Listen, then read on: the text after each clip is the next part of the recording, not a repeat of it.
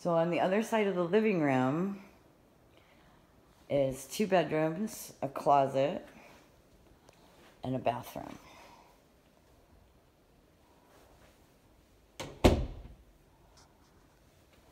So the bathroom is tile, single vanity,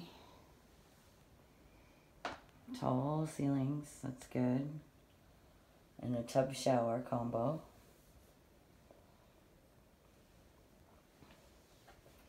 And then you have a bedroom that has carpet, looks newer,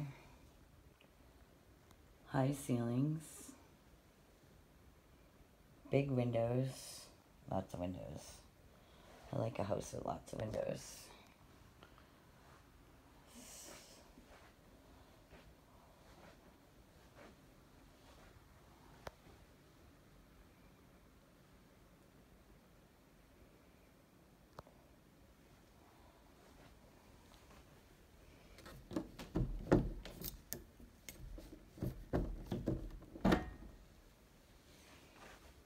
So there's the closet. There we go. So decent size. Not walk-in, but decent size.